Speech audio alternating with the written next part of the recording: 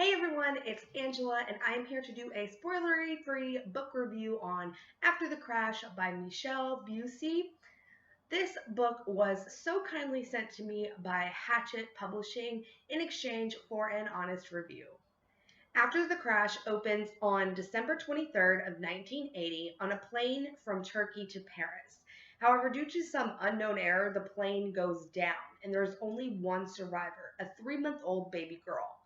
But the problem is, there were two 3-month-old baby girls on this plane. So which one was it? We fast forward 18 years later to a private investigator who has been hired by one of the families to discover what happened that night. But he's going to kill himself at the stroke of midnight because he has not been able to make any leadway on this case. Just as he's raising the gun to his head to take his own life, he discovers a new lead. A few days later, the sole survivor of the plane crash, now an 18-year-old girl, gives our main character, Mark, the private investigator's notebook and leaves him abruptly, giving him cryptic clues onto where she may be going or what she may be doing. So Mark decides that he's going to have a look in this private investigator's notebook and figure out if he can finally find out the mystery once and for all. When the plane first went down, Mark was only 2, so having this notebook and being able to read what's inside really opens his eyes to a lot of things.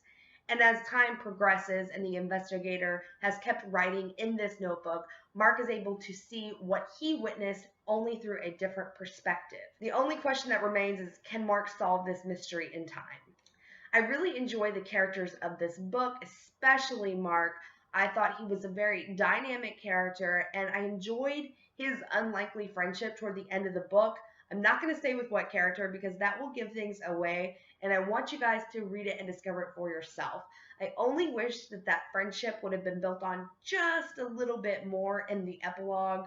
At first, I was not a huge fan of the plane crash survivor, but as I read more into this book, her motivations started to become clearer to me, and I was able to sympathize with her on what she was seeking and the pain that she was going through.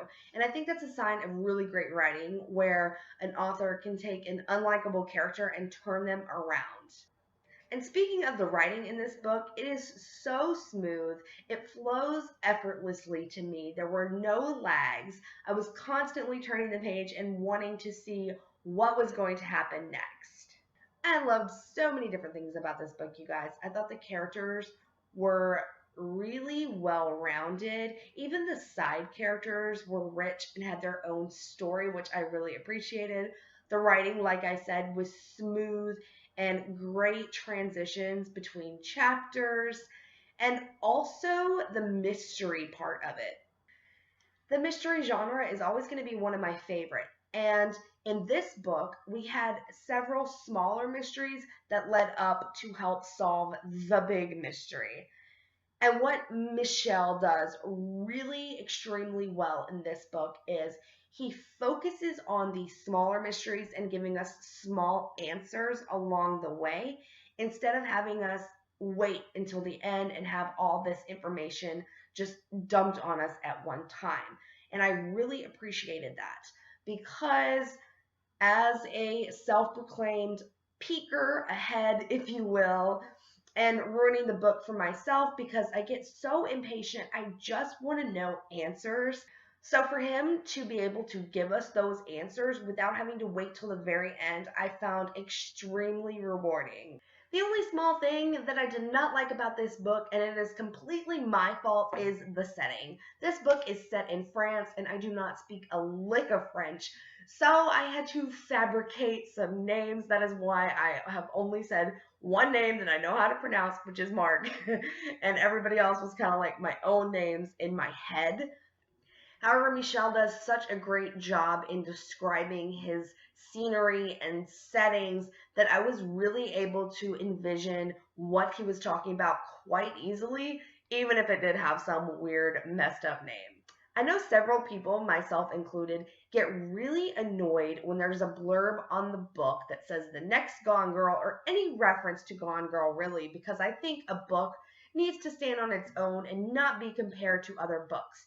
However, There was a blurb on this book that says for readers that flock to Gone Girl, and that is who I recommend this to. If you like mystery novels like Gone Girl, Girl on the Train, things along that, Stig Larsson's The Girl Who Kicked the Hornet's Nest series, you will definitely appreciate this book.